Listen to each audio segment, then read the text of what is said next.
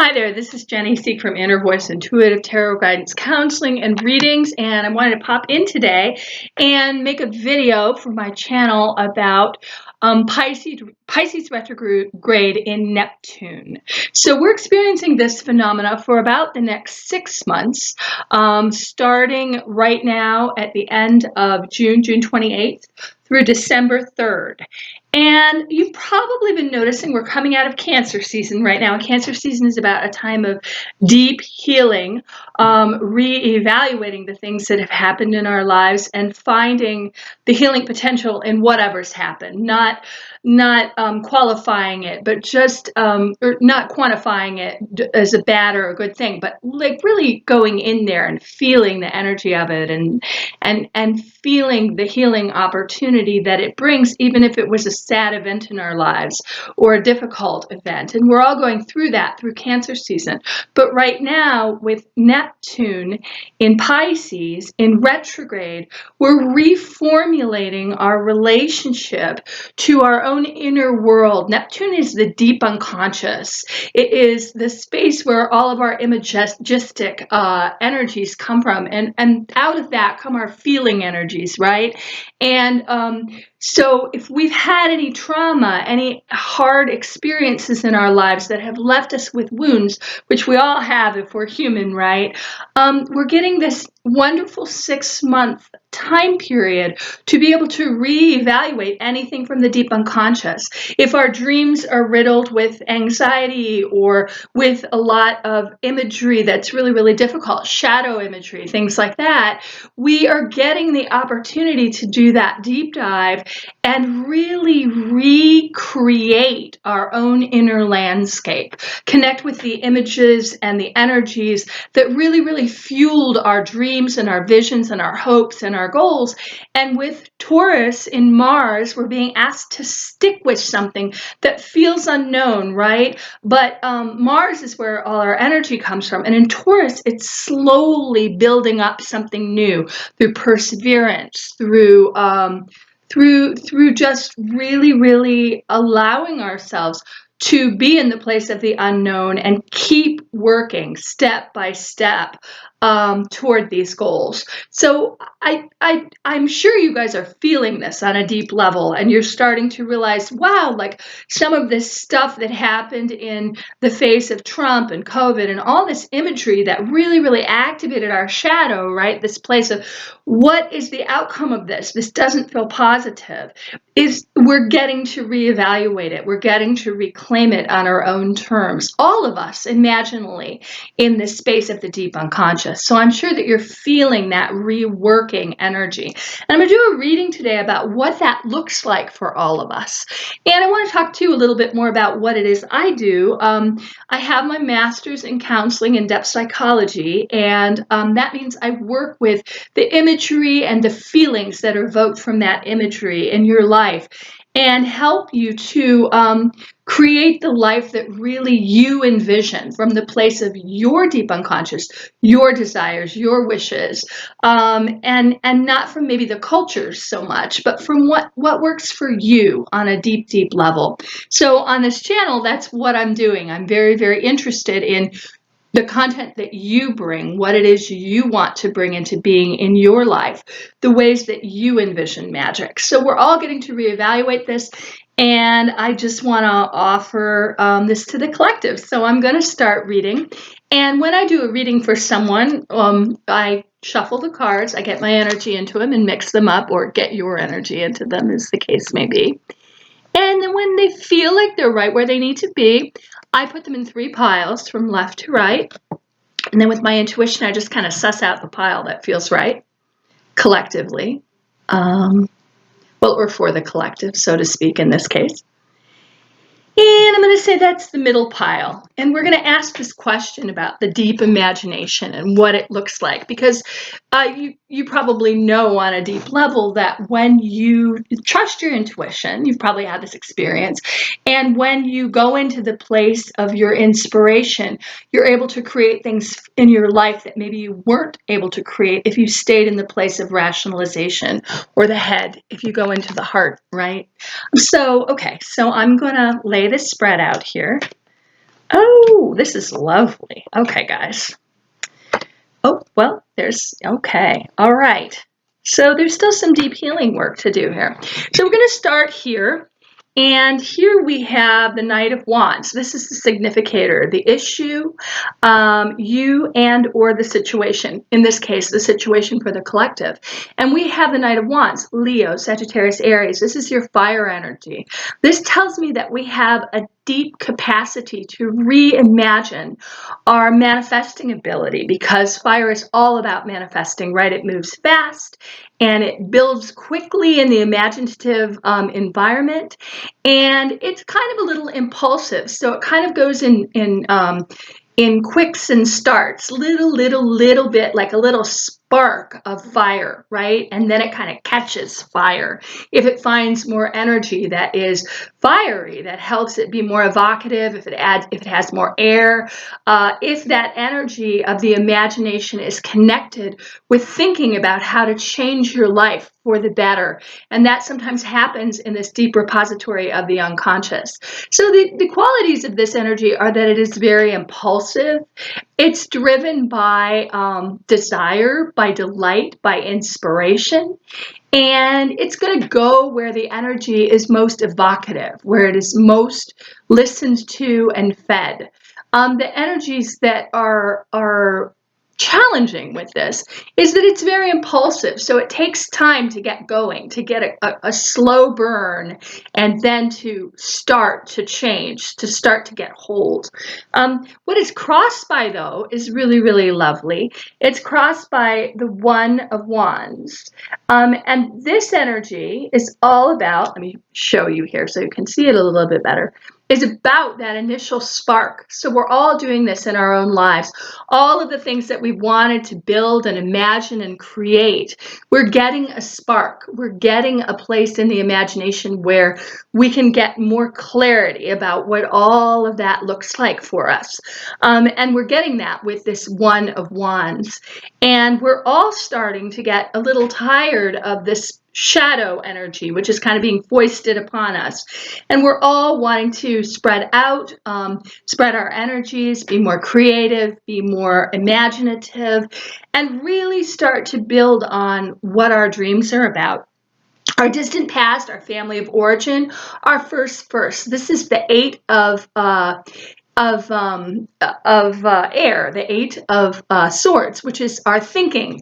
And this is kind of the energy of our karmic baggage, right? So in our families, we were often reinforced in a certain way. And then that means that sometimes the way that we do things doesn't feel like it's something that we can author ourselves, but it's something that already is kind of built in this way for us.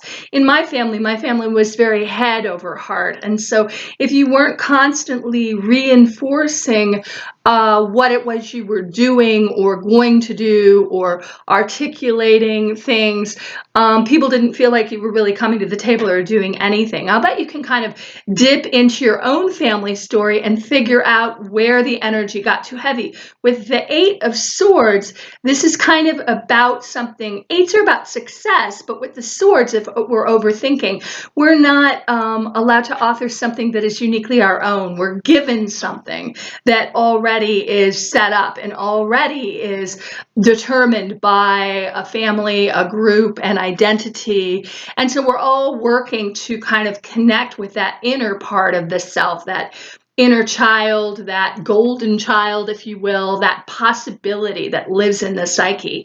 And we're all working to do this on our own terms, and we're all wanting to have acceptance for this process, this unique process of our own imagining our best lives. What's happened just recently is, well, we've had some struggles here. We've had some struggles with communication. This is the Five of Wands, Leo, Sagittarius, Aries. Fire energy. So fire energy is all about, like I said, fire, connecting with our unconscious, connecting with our imagination, connecting with our ability to manifest. But with fives, this is kind of what I always call the sink in to the energies and work with them more hard or quit. And in a story, this is right where the denouement is, or the climax in the story is where the tension is created in the story. In a tarot card reading, it's where we decide, is this really worth my time and my energy? Or is this where I just kind of opt out and go back to myself and reevaluate and lick my wounds? And in this place, we're being asked to energetically raise the vibration, right, with the fire energy that we had in the beginning of the reading, and lean into things that feel really, really powerful and really, really evocative. This is kind of where we get our sisters around, our tribe around, that helps us dream about the things that we really want to build in our lives, and helps us envision those things, and helps us maybe see something that we couldn't see yet. All of these people look like they're wielding these swords in a way, or these wands in a way that are very, very combative, but really they're just protecting themselves, their hearts. And if they raise the vibration and work through this struggle and honor their own truth-telling, honor their own desire for trust, they can raise a vibration energetically that they could not have reached on their own.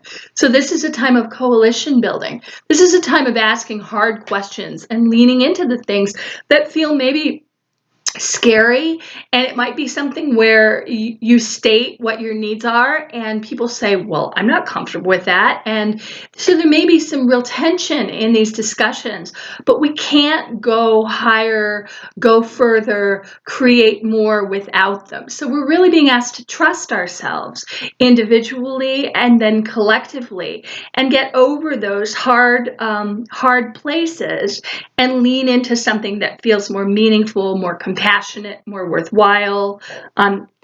The other side of that, we have another 5.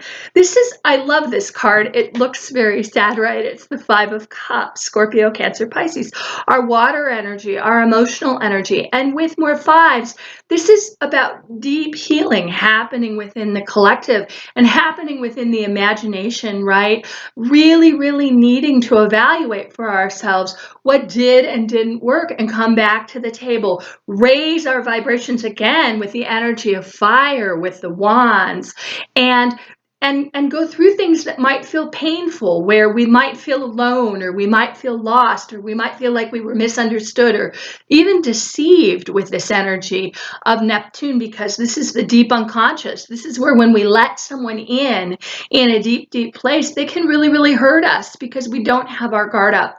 This is the place of the deep unconscious. This is the place of our imaginative spaces, our inner child, our potential, and where we give ourselves in romantic relationships, right? And so, or deeply in relationships that aren't romantic, that are just friendships. But this is where we can really get hurt because we don't put our guard up. We're like that inner child that just is skipping through the forest and meets the big bad wolf, right? But here in this space, and with these 2 cards, we're being challenged to bring something to the table and see, is it welcomed? Is there an invitation? Am I received? And then can I do my own deep work to realize that I'm not in the same situation and the same thing didn't happen? Or do I go into this place of coming, or of not allowing myself to move forward, of not allowing myself to open up because I'm still so wounded in this space that I just have to kind of curl up into a ball and self-protect. And we're being asked to do that dance right now. Moving into the future, this is 6 months out. This is a major arcana card, and this is the Judgment card. I love this. This is a big theme in the reading. This is the deeper process of moving forward or quitting, right? When we have 5s on either end, we're really being asked to stay in this place. Is this worth it? What do I need to get out of this experience to have it be rich enough, or compelling enough, or stimulating enough, or inspiring enough, or protective enough to match for me? And then this Judgment card is saying, does it do that? Does it hit the bars? If we're in a dating relationship, does this person really understand my deep inner self? If we're in a friendship, am I getting enough out of this, right? If we're in a group relationship, does this group feel like they're going in the direction that I need to go? Is there enough cohesion, enough resonance with my spirit about my own ideas about things? And we're all on a protracted path to figure that out with these fives and then with this judgment card. And then our environment is the Page of Wands, Leo, Sagittarius, Aries. This is our fire energy. Pages are very young energy. So this is about trusting ourselves enough to connect with that inner child, to connect with that deep repository of the imagination, that place where anything can happen. We've gone through this experience of sussing out who gets to stay in our group, or who gets to stay in our home, or who gets to stay in our community, who is an energetic match for us. And now we've done the deep inner work. We've done our deep inner work of, wow, like I was really, really hurt, but I can move on from this because I'm an adult and I can figure out what I need to have in my imaginative environment. And so I can come back and I can honor my inner child, right? I can honor the young, inspirational energy in me. And I can revisit and feel reconnected to that energy in a deep, deep place where my heart is really open again, and I'm able to connect with that inner child, with that youthful dream. And I won't be hurt because I did do this inner work. I did figure out who stays and who has to go. And I didn't honor everyone so much that I wasn't discriminating. The judgment card helped me to discriminate and to determine for myself what felt right, so I can protect my inner part of myself. And the gift is she gets to show up, or he gets to show up again. And this is the way people see this situation, and maybe you're a blind spot. We're moving out of Cancer season, which is a time of deep healing, and we're moving into Leo season, which is a time of deep unfoldment for our desires and our imaginings. This is when we get together with our soul sisters, or our soul brothers, or our soul tribe, and have that party that feels like, you know, you can really kick up your heels, you can really trust, you can have conversations that are meaningful, that open up to dreams and inspirations and possibilities, where you thought maybe you were alone, but really you feel like you're connected with this group of loving others. This is the Three of Cups, Scorpio, Cancer, Pisces. Whenever we're in a place of twos, we're in a place of duality. We're in a place where we're tending to tensions in the collective and in ourselves. When we can move into threes, we move into the deep triune energy. This is the imagination space, right? And this is where we can really play. And with this energy of the Page of Wands, and then this one next, we're really looking at some really fun, evocative, special times coming through July and August and right into the fall, really, where we're going to have some deep, compelling, meaningful conversations and feel really loved in our lives and by others, now that we've gotten rid of these people who maybe didn't make the cut in some way. This is your hopes and or fears, and this is the Two of Pentacles, Taurus, Capricorn, Virgo. This is earth energy. Earth energy is about how we do things in our lives. It's about our finances. It's about our homes. It's about scientific things. What goes up must come down. It is about the things we can see and that we all agree on because they line up with rules of engagement that we all agree to in some way. And when we have this Two of Pentacles, we're being asked to maybe coalition build again. We're being asked to maybe imagine for ourselves what we'd like to be in our lives, especially in this place of the Neptune, right? Where maybe we went off half-cocked, maybe we went way too far, and we got into a place where we felt deceived or we felt unsafe. And that can happen when we go too deeply into the unconscious in any relationship, and there isn't any grounding or earthing. But this is about deep earthing. This is about, oh, I've gotten rid of those people who don't match, that energy that doesn't match, or maybe just that energy that I could only take so far, and now I can't take any further because I'm going to compromise my vision. And now we're ready to do the deep work of re-evaluating what's right in our world. How do we want to build coalitions? How do we want to build relationships? How do we want to build intimacy? And we're finding those building blocks again on our own terms, but only if we're able to clear the deck and have an honest conversation about what works for us. And our outcome card here is the Six of Cups, Scorpio, Cancer, Pisces, our water energy. This is our emotional energy again. This is the place of deep feeling. Sixes are about reconnecting with the collective, reconnecting with the family as we define it. Maybe not our family of origin, maybe our chosen family, but this is a place where we can connect in a larger way than just singly, and we can reconnect with our memories. Maybe if we don't have those people around right now that we call family, we go into a repository of our imagination, or maybe it's a dream scene, right? Maybe we had a dream that was so evocative and so compelling and spoke to our hearts so much that we go back and we imagine that space in the morning. We imagine that imagery and we reconnect. We reconnect with that familial energy of the image. Maybe it's a place we go to. Maybe we go to a certain forest and take a certain walk. Whatever it is, we're reconnecting with something that feels very familial, very nurturing, very loving, very supportive after we've done this work of the great clearing. And what's crossing it again, because I always do this sprout card at the end.